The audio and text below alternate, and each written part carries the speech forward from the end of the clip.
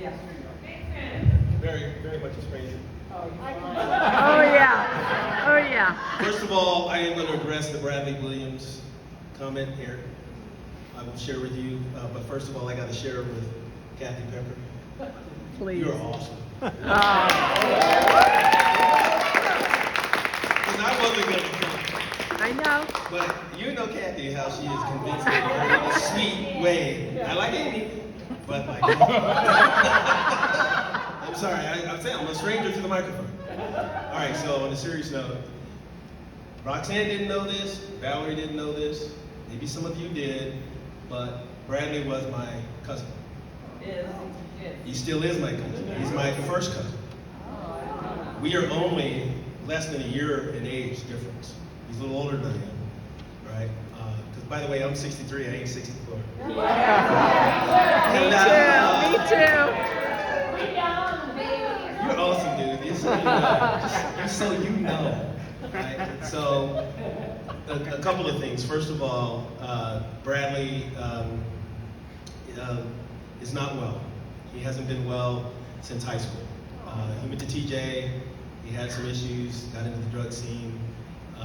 His parents were divorced. He actually moved to Pennsylvania to be with his dad. Went to military school. Didn't work out. He actually has some mental challenges, and he actually now is being taken very, very good care by his sisters, Tracy Williams and Margot Williams, who I think you guys might know.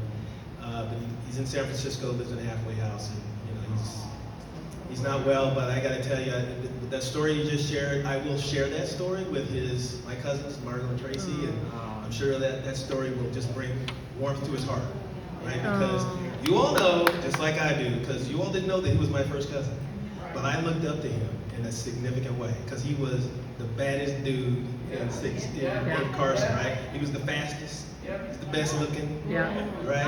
You know, thank you, right? So that wasn't me, so because I was envious, right? I just straight out say, okay. Second grade though, first time that we're all bused, right? The kids from Park Hill, the kids from Northeast Denver coming to Carson, right? I was welcomed in. I got to tell you who that was. That was Robbie Prince. Robbie Prince and I were like the dudes, right? We would spend the night at each other's house, right? We would be down in the basement over in his house, right? Just having a great time. I want to thank Robbie personally and publicly. Thank you, brother, for allowing me to be just feel welcomed, right, into this community, right? And that's wonderful. Of course, you know, everybody else here, right? We had a chance to interact. It was just been phenomenal, especially when we went to high school too, where things got a little separated, right? But we did have a little reunion, I think, and I think Kathy, you remember that we played golf and all that kind of stuff. So that was great. The last thing is this, right? And maybe it's on a serious note, that this is just wonderful. This is just showing you that a small microcosm of young people and children coming together, not caring about what's going on out there in the world. Our parents being smart enough to say, hey, this is what you got to do, right? So this is going to help you. Yeah. I got to tell you, I walked away with that, and I did the same thing with my kids. Yes.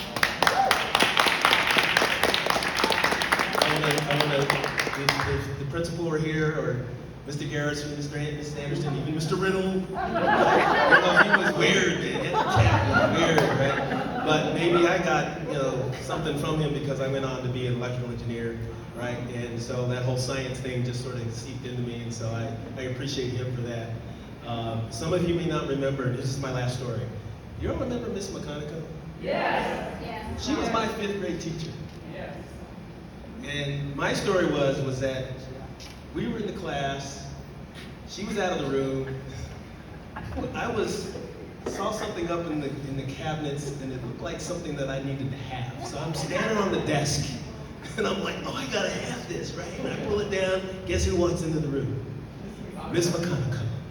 Right now, you all don't know this, but my father was a school teacher too in Denver Public Schools. Right? He was at Hill. Thank you.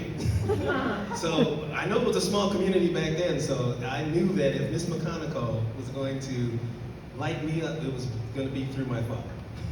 Right? Thank God she didn't do that, because I don't think he even knows that story. Right? But she caught me, right? And I learned my lesson because the humiliation was just phenomenal. right? Where I was like, I've never done anything bad in my life. I've never stolen anything, Amy. I